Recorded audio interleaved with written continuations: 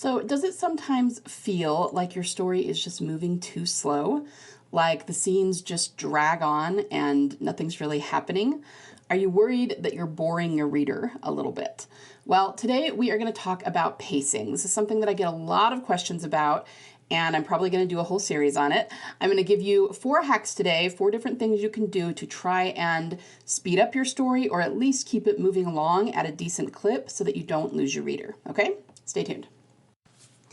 Okay, so maybe you are someone who feels like your story is too slow, you're worried that it's boring, you're worried that it's not moving along, there's not enough happening quickly enough, that sort of thing. It is a common problem when you're first starting out and getting used to pacing. In order to fix this, I mean, maybe you've done things like cutting out some of the description or introspection of the characters.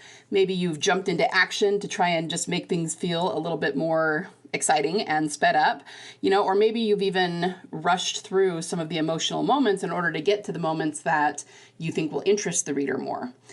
Well, unfortunately, none of those things are going to work. In fact, they're just going to jack up your pacing even more.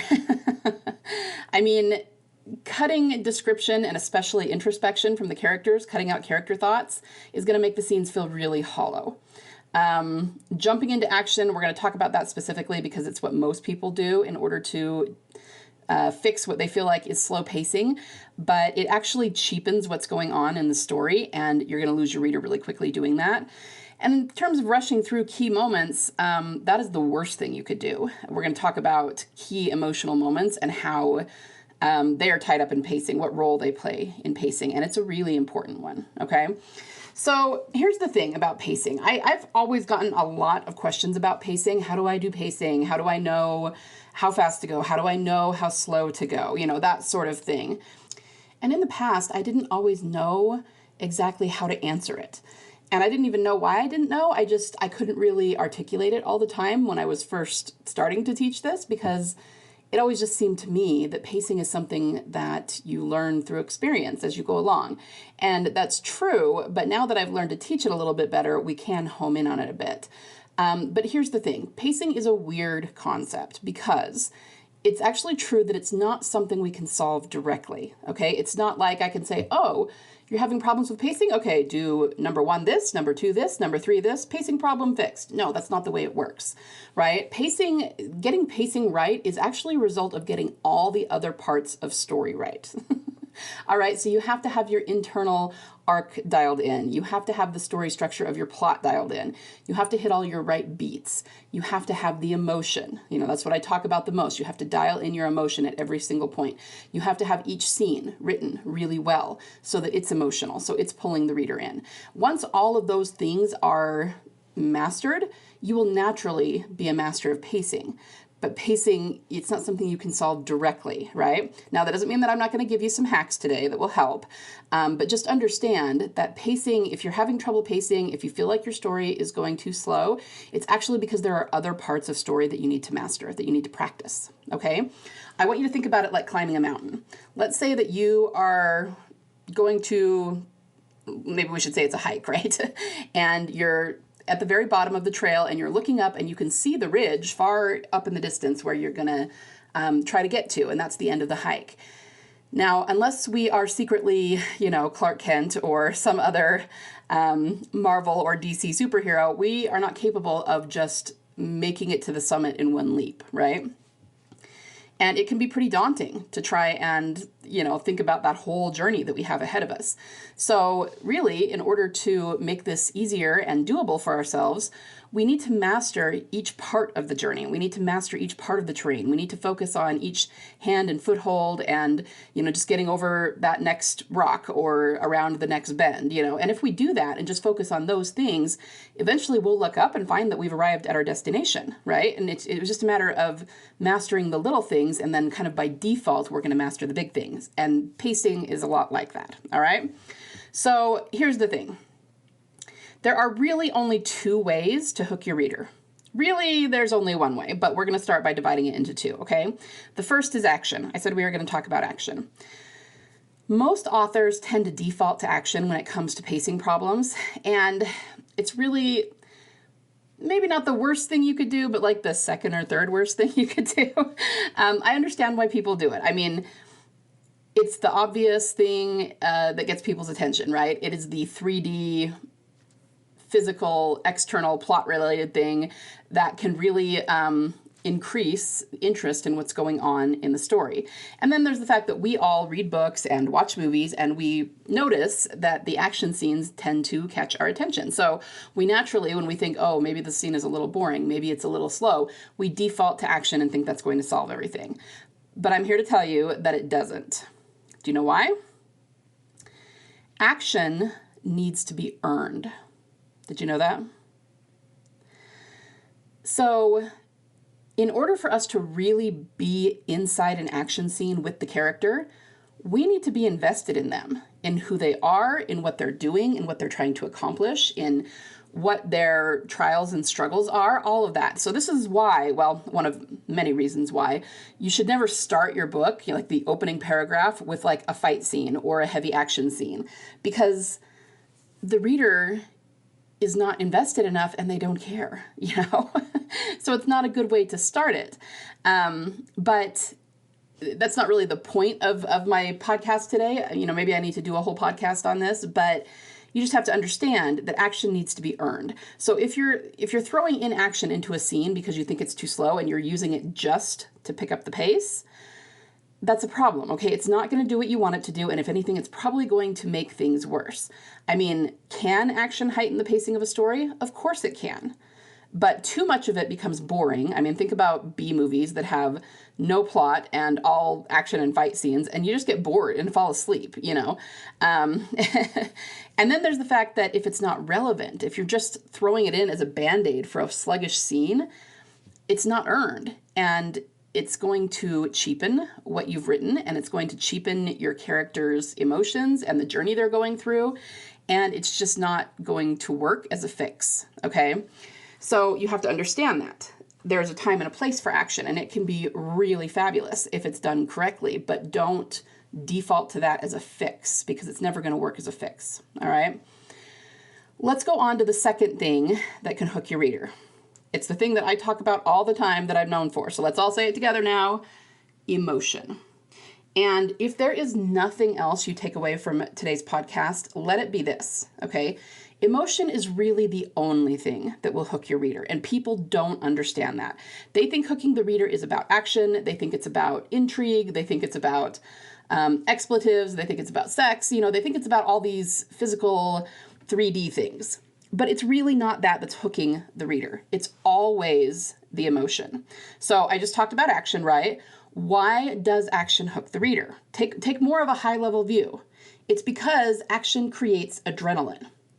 Adrenaline, and therefore action, falls under the third level of emotions. So remember, I've talked about the 3 levels of emotions before. There's the emotions of the catharsis, which are the deepest level, the second level, which are emotions of the journey, and the third level is emotions of the melodrama, which is sort of scene level emotions, okay? Now, emotions of the melodrama means surface level emotions and physical sensations. Adrenaline is a physical sensation. Therefore, the reason action hooks us is because it causes low-level emotions. And it is the emotion that's hooking us, not the action itself. It's what the action produces within us that hooks us, okay? And that's the same thing with, you could say the same thing about sex. You could say the same thing about drama. You could say the same thing about violence. They create emotional reactions in us, and it is the emotion that hooks us, not what is actually happening on the screen. And of course, what's happening on the screen is the gateway to that, so it's still important. We use those things to create emotion in our reader, but it's just important to know that it's the emotion that hooks the reader, which is why gratuitous action, such as in B movies, right? They don't work because it's not the action itself that's hooking us. It's supposed to be the emotion. And if you just have action, action, action, action, action, and we don't have a plot and we don't have investment in those characters and we don't have any emotion from those characters, the action stops working. It's not evoking an emotional response in us anymore. So that's how you can tell that it's not the action itself, it's what the action causes, right? So the only real way to hook your reader is through emotion. And you can do that various different ways, action being one of them, right? And understand that when I talk about surface level emotions, superficial, low level emotions, that doesn't mean they're bad by any means. They're just not quite as deep as the emotions of the catharsis. But this is actually kind of the low hanging fruit that you really should be tapping into in your story, because they so easily evoke emotion in your reader, right? Okay, so with that in mind, understanding that the real way to hook your reader is through emotion, then if you just kind of follow that thread, what that means is that if your pacing is off, if it feels slow, you're not creating enough emotion in your writing. Now, there's not any one way to fix that. You could use action. You could also use a lot of other things. You could use dialogue. You can use interaction between characters. You can use big events happening. And I'm going to give you 4 hacks now, just very general, high-level things to hopefully apply to your writing and help you maybe get a little bit more of a handle on those scenes that you feel like are running kind of slow. Now, before I go into them, I'm going to do a whole probably series on pacing, because pacing is something that you could look at any part of story through the lens of pacing and still have a lot to say about it, right? So I'm going to keep doing these pacing episodes, but I'm going to talk about very specific parts of story moving forward. So just keep an eye out for that. All right, so these hacks. Let's talk about the scene level. When it comes to a scene being slow, usually what I'm hearing people say is that there doesn't seem to be anything happening. It's just not moving fast enough. Things aren't going fast enough, that sort of thing.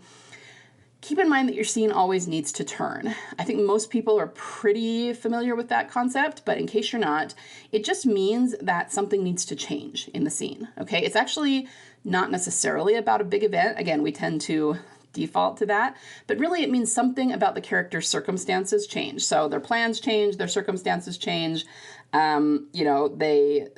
it certainly can be a big event, but it doesn't have to be. Maybe something they believe changes, their level of knowledge changes, meaning they learn something new.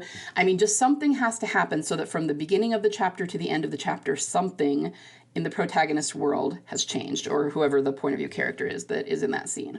All right, if there's absolutely no change going on, then it's not a scene. It's a part of a scene, okay? You have to have the change. You have to have the scene turn, and that's just a way of saying something in the character's life or circumstances has to be different from the beginning of the scene to the end of the scene. If you are always doing that, then your pacing will automatically be pretty good. The other thing you can do is think about your favorite story structure model. Plot points, hero's journey, virgin's promise, save the cat, whatever it is. What most people don't realize is that story structure is true on every level, okay? So it's true on book level, like beginning to end of book. It's also true on series level, from beginning to end of series.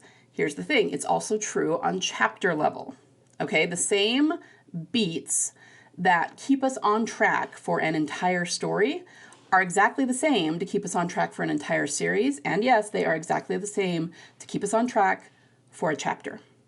Now, they're obviously going to be smaller, because if you're planning a book, 80,000 word novel, then, each beat, depending on which system you're using, might encompass 2 or 3 chapters or 5 scenes or something like that. And obviously that won't be true if you're just planning a chapter. They're more like micro moments. Literally a single line of dialogue or a single emotion that the character is feeling could qualify as that beat. But you can still use them. And if you do that, you will naturally be using the same things to pull your reader through your scene as you would to pull them through your book. Okay, that's why I really emphasize with my students that they need to understand the nature of story. Okay, not just first do this, second do that, third do that. I mean, that's all good, but most story structure systems, they really focus on the plot. And not that that's a bad thing, but it doesn't tell you the true nature of story. It's like outside looking in rather than inside looking out. And so anyway, I would just recommend very highly that you really learn as much as you can about story structure, but everything that you can apply to your novel at large, you can also apply to an individual chapter or scene. And that will help your pacing in the scene. It will help to make sure that it doesn't drag because you're continually moving through the beats. Okay, so you can try that. All right, so that was hack number 1. Make sure the scene turns, and also you can apply story structure to an individual scene. Now let's talk about the second hack, which is info dumps and reveals. Here's the thing. Anything that you want to reveal, and I'm not talking about the individual fact, but like something you want to reveal by the end of the book, that should all be revealed piecemeal, okay? You never want to info dump. A lot of the times the reason that pacing slow pacing happens and, you know, a chapter or a book gets bogged down is because of info dumping. So I would recommend that you be really logical with this. Figure out what you want to reveal. Like, say it's the backstory, and you just are going to, you know, you want to reveal the backstory, and it's relevant to what the character is going to choose in the climactic moment, so the reader needs to know this. Okay, great. So take what you need to reveal and be very logical about it. Lay it out on your paper, divide it into chunks, and say, okay, every 2 or 3 chapters, I'm going to reveal a chunk of this. And then, of course, you can look at your chapters and line it up with what's happening in each chapter, so you're not just throwing it in there somewhere. But it'll just give you an idea of how to reveal it a little bit over time. And then by doing that, you can line it up with what's happening in the plot, and that becomes a more natural way to reveal it as well, because they will be linked, right? So that's another way to keep from slowing down your book too much. Don't info dump. And this is true on many levels. Even if you're having, let's say that it's not like an info dump that you're revealing for the end of the book. Maybe it's just what a character believes about a particular concept that's being revealed in a certain chapter, right? So all of it has to go in this chapter. But people will still write like 1 or 2 big paragraphs showing what the character believes. Don't do that. That's still an info dump. It might be like a mini info dump, but it's still an info dump. Take that and reveal a line or 2 with each line of dialogue, or with each event that happens in the chapter, so that you're revealing it over time. That's what I'm trying to get you to, okay? The opposite of an info dump is revealing over time. And the info dump will kill your pacing. Revealing over time is what makes things flow and be smooth and keep moving it along at a good gait, okay? So don't info dump. Reveal over time. That's the second hack. The third hack is my favorite hack, which is emotion, right? So we're going to talk about description here, but there's 2 different types of description we're going to talk about. The first is describing what a character is doing, right? So it could be their body language, how they're standing, the way they're moving, or they could be actually moving around doing something, driving a car, cleaning up a room, you know, whatever it is. So we're kind of describing the motion, the actions that they're taking, right? The hack here is to always link description to how they feel about something, all right, or what they're thinking. So it kind of goes along with, you can mix it in with dialogue and not just using the same old dialogue tags, but using dialogue with action. It's kind of the same thing here. Action, again, remember what I said, action does create adrenaline. So even if it's not like really heavy, being chased by a bad guy or car chase or battle scene, even just movement is a form of action. And because it's not as huge, high action, you know, that creates as much adrenaline, but it's still going to create very low level emotions, very low level adrenaline. So just telling us something is not creating any action. But if you tie it to one of the character's actions, then it becomes more emotional, okay? So just when you're doing a description of the character, make sure you tie everything to either how they feel about something or what they think about it. Thoughts are another big one. We want to make sure that we are always telling the audience, the readers, what a character feels about something. So just imagine this for a minute.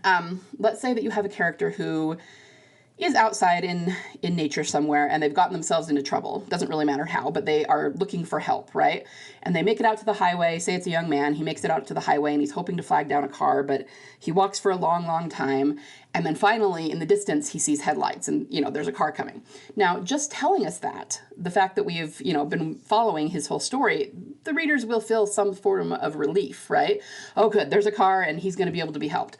But just telling us that there's a car coming, contrast that with something like, then he saw headlights in the distance. Oh, thank heaven, he thought, you know, now I'm going to be able to get help, you know. And when we get his thoughts about it and his feelings and his relief and his everything that he is experiencing, it's really about the experience more than anything else. It creates so much more emotion in us. And once again, if you can create that emotion, your pace is not going to drag. Okay, so all I'm saying is that when it comes to actually writing your scenes, if it feels like the sentences are dragging, because I've even had people say, well, I've got a lot going on in the scene. It's not that there's nothing going on, but it still feels like it's dragging. Well, that could be passive voice. That's part of the problem there, which is a whole other thing. But it also could be that you're just not getting enough emotion in your description, right? Tell us what the character is thinking and what they are feeling, and that just instantly picks up the pacing, excuse me. All right, so make sure that you are tying everything you're describing about a scene or about a character or about an action to the emotions that they're feeling or the thoughts they are thinking. Okay, that will pick up your pacing. And finally, let's talk about classic description when you are just describing what you can observe with the five senses, like describing what a character looks like, or describing the room they just walked into, or what the countryside they're driving through looks like, that sort of thing. Remember that the five sensory experience actually does evoke emotion as well. And this is another thing that a lot of people don't think that this is an emotional thing. They differentiate between the five senses and the emotions, but they really shouldn't. It's a different kind of emotion, right? It's not the same thing as, being so emotional that you're jumping up and down with excitement or, weeping in your dinner or something like that. Obviously, it's a lower level emotion than that. But because we are human beings, every moment that we are alive, we are attaching emotions to something. In fact, the only way we can pull up memories is if there is an emotion attached to it.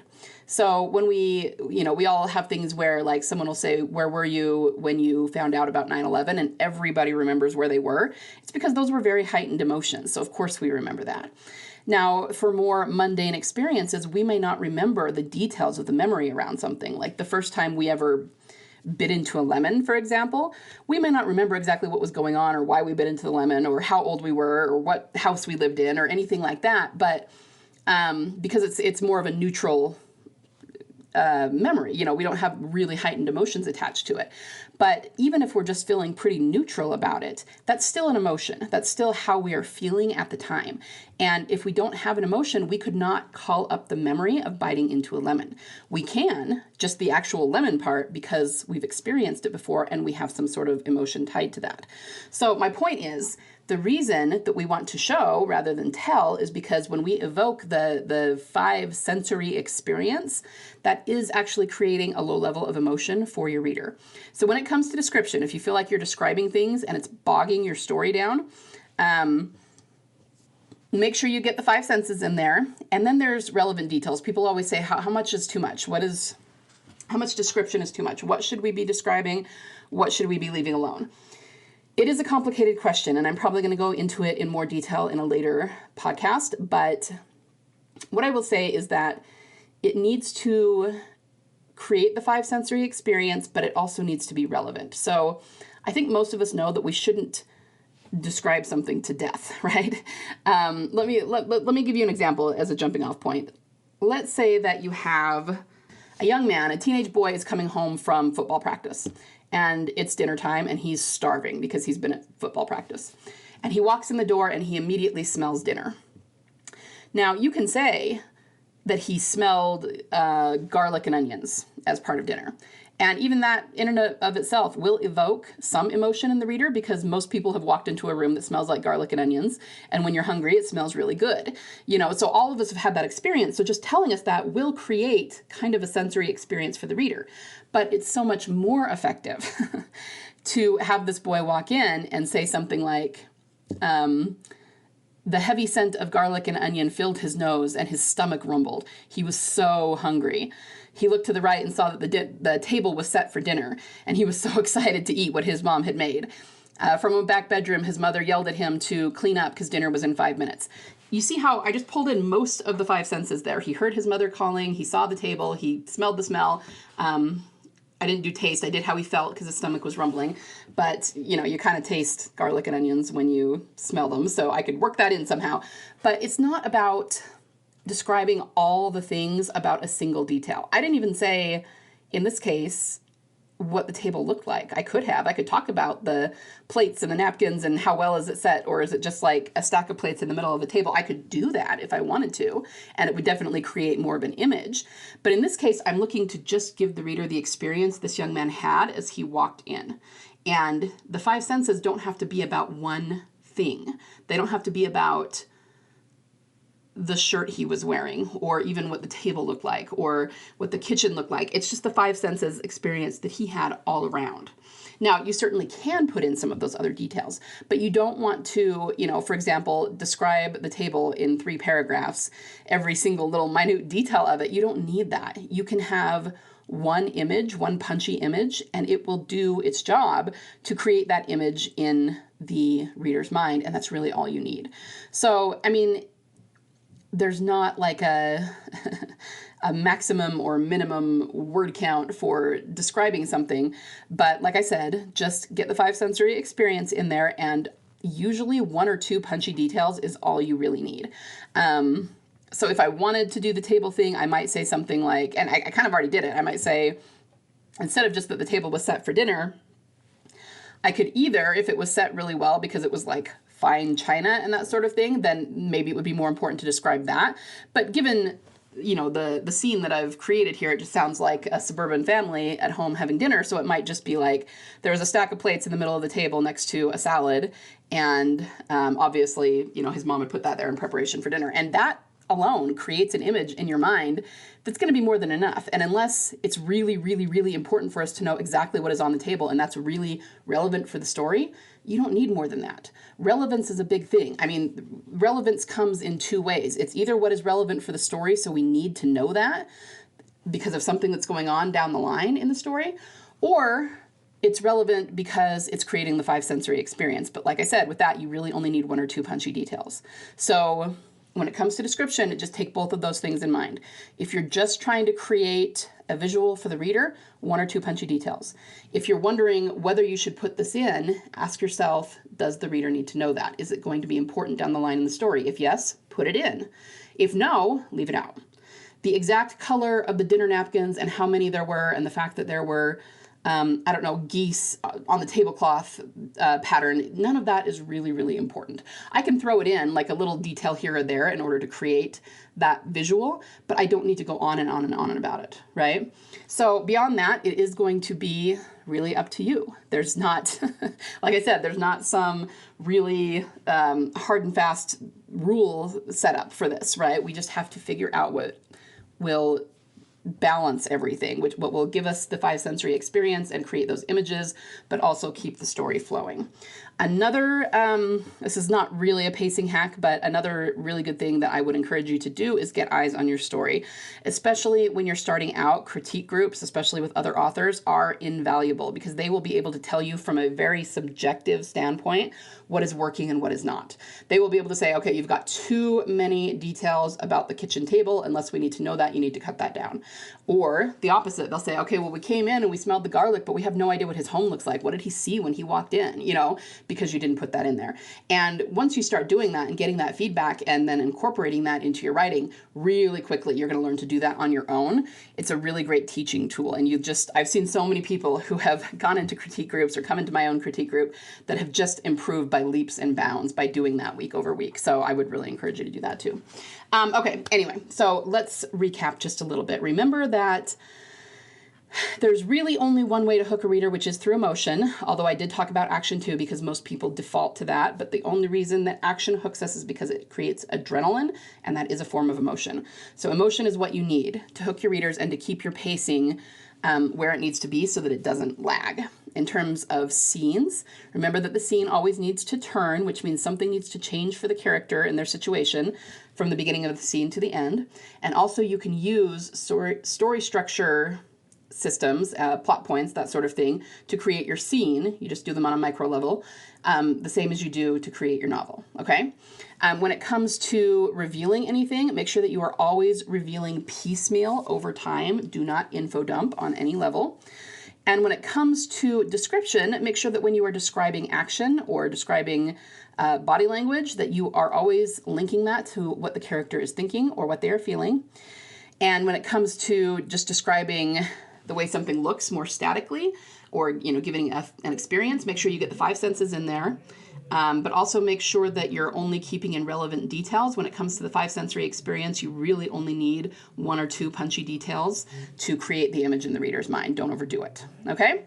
That is all I have for you today. I just had some noise turn on in the background. Sorry about that if my mic's picking that up. So it's a good time to go ahead and wrap up.